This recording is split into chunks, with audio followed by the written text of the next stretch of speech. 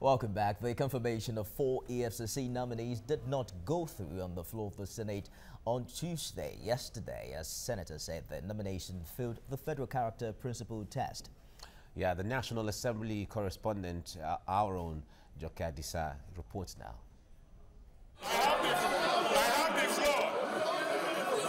Senators, mostly from the opposition political parties, on their feet. They are protesting non-adherence to Section 14, subsection 3 of the 1999 Constitution as amended.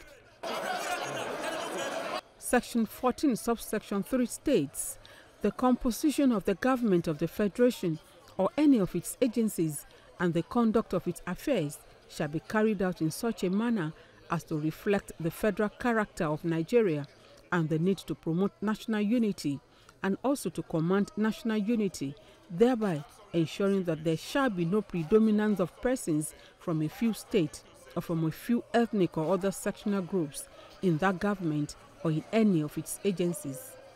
The 4 nominees are Ndasule Moses, Lawan Maman, Galadanchi Najib, and Adeleke Rafiu.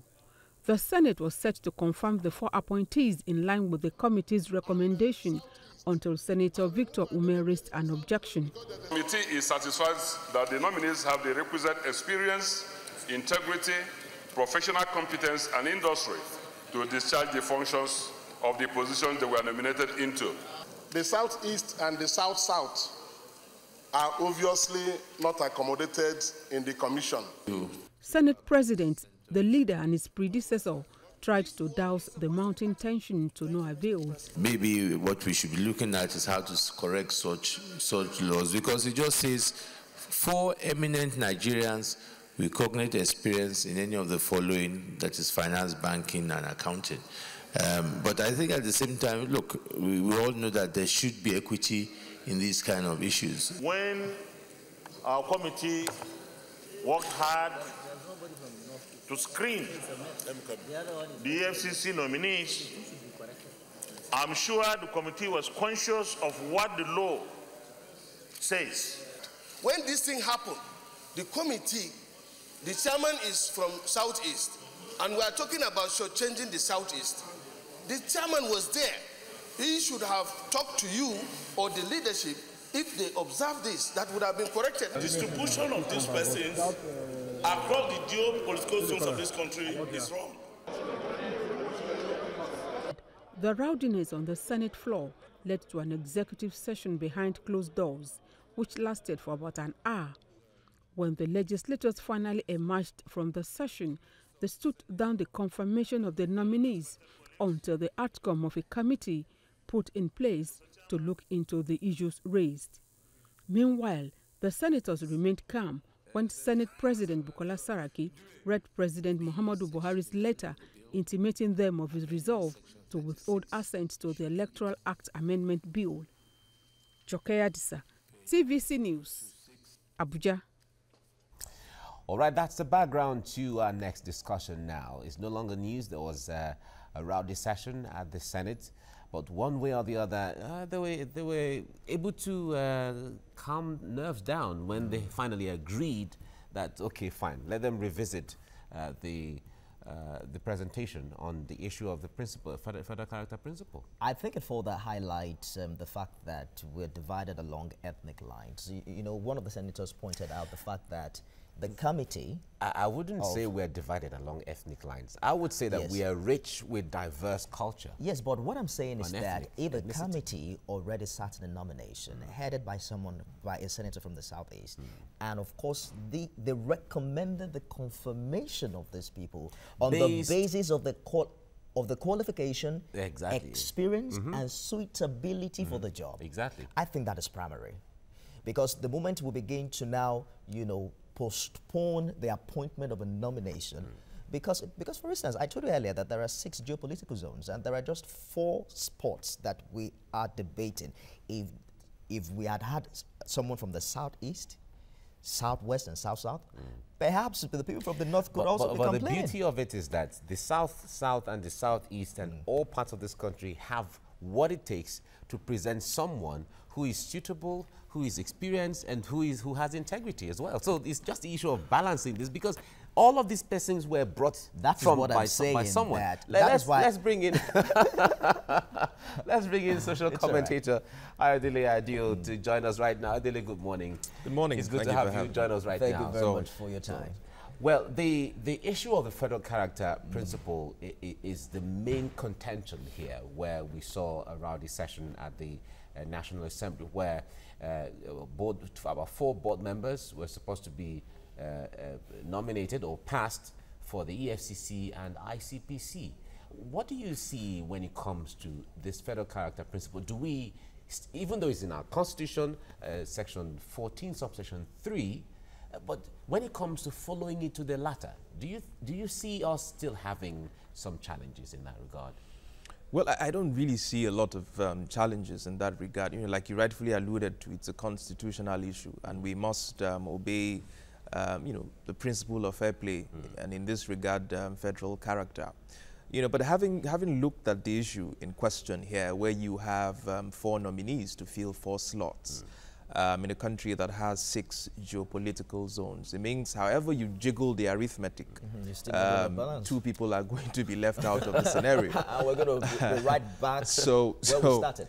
I mean, in issues like this, you know, as long as the representatives of those 4 slots come from different geopolitical zones and they pass the competency test, then I do not see any reason why there should be a hula bula about it.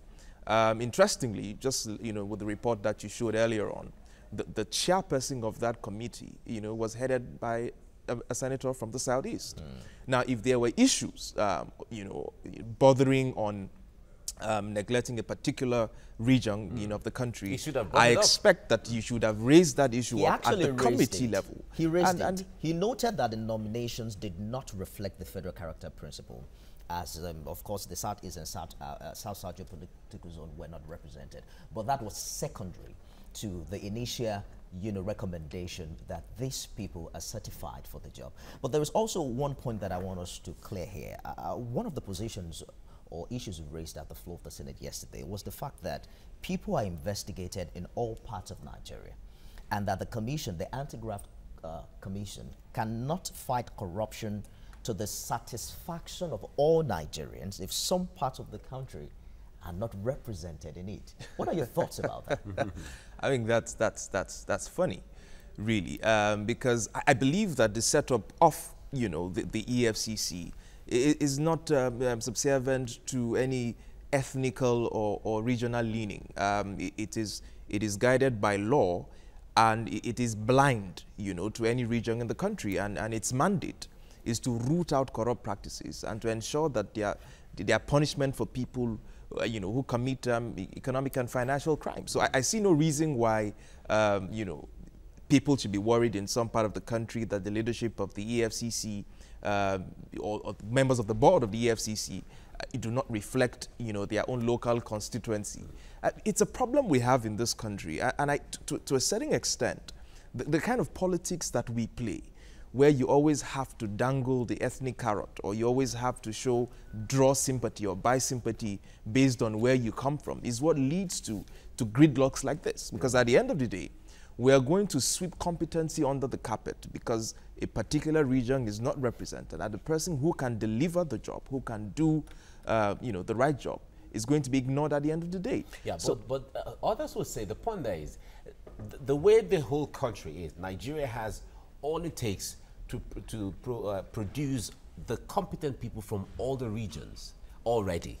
So we don't have a lack of petroleum engineers from the northeast because it is northeast. We don't have lack of business administrators from the south because it's south. The point there is all the country have everything. If you go to the universities, whether it's Unilag, you're going to find people from Kano, you're going to find people from Akwa Ibom, you're going to find people from everywhere. You go to University of Maiduguri, it's the same thing.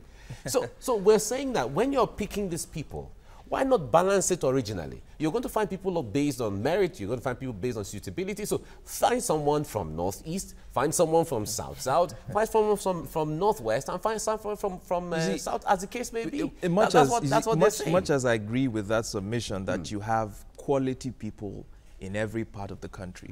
There's no doubt about that. You have competent people in every part of the country. But let's be honest. They are setting special people. And, you know, I don't want it to sound like I'm saying somebody special from the north or somebody special from the south. So let me just do a comparative analysis so you understand what I'm trying to say. You don't want to know how many years somebody like Robert Mueller has been in public service in America. They keep bringing him back from government to government. Are there not fantastic lawyers everywhere in the United States of America? Why do we keep running to Mueller, you know, when certain issues come to bear? So you have certain people who are special. You can't run away from it, irrespective of how competent people are all over. That's why you have a case of people like Colin Powell and the rest who they keep recycling them in government over the years because they bring in special qualities and rare capabilities that are hard to find, and depth that are hard to find. So the fact that, yes, there are competent people everywhere in the country, yes, there's no doubt about it. But you see, you need rare and immutable qualities to fill certain kind of roles that you cannot always want to democratize these things. Because the more you always want to democratize these things, you're always going to dilute the strength of that institution. Yeah, but you see, the point there is that the peculiarities, like you mentioned the United States. The United States is a very unique country where everyone wants to derive examples from the way they do things. But when you bring it back here, we also have our peculiarities. When it comes to our ethnic leanings, we know America is the makeup of all of those. They have their ethnicities, there are races, there are religions and all of that. But the understanding, the history and experiences these countries have passed through are different. If you also make comparison, America is almost 300 years. They have gone through this process over and over and over again, and they have perfected it almost. No society is perfect, but at least they have gotten some things right. We are still trying to find our feet, and which is why the Constitution was established in that regard, so that it can take care of what you might call minorities, what you might call other persons who may not necessarily have their way and all of that. Now, if I have to just read it so that, just for emphasis, Section 14, subsection 3 of the Constitution that we use says, the composition of the government of the Federation or any of its agencies and the conduct of its affairs shall be carried out in such a manner as to reflect the federal character of Nigeria and the need to promote national unity and also to command national loyalty, thereby ensuring that there shall be no predominance of persons from a few states or from a few ethnic or other sectional groups in that government or any of its agencies. The Constitution has already spelled it out, taking cognizance of some of these unique peculiarities. Wouldn't you see that as something we should abide by? Yeah, no, but the debate here is not whether or not you are not supposed to represent every geopolitical zone in the country. The debate here is that you had 4 slots and you had 6 geopolitical zones. So whether you like it or not... And you have 2 major regions. Yeah, and you have 2 major zones. Very good. Well, okay, now that's another dimension. Exactly. So if you split it to the north and the south here, yes. Maybe you should have had 2 from so the probably north you'd have had 2 from the south. 2 from the north and well, 2 from the south. The interesting thing about this is that the Rowdy session yesterday is not unique to the EFCC board. In July, there was a Rowdy session. In fact, the Senate President asked the Committee on Federal Character to investigate all of the nominations by Mr. President. My point here is, does it not further reflect the fact that we are more ethnic than performance-driven in this part of the world? I mean, you see, like I say, the constitutional makeup of our country has given so much powers and legitimacy to regional and ethnic leanings, so much so that the moment you fill a university form, the first requirement is your catchment area, which points to your local government.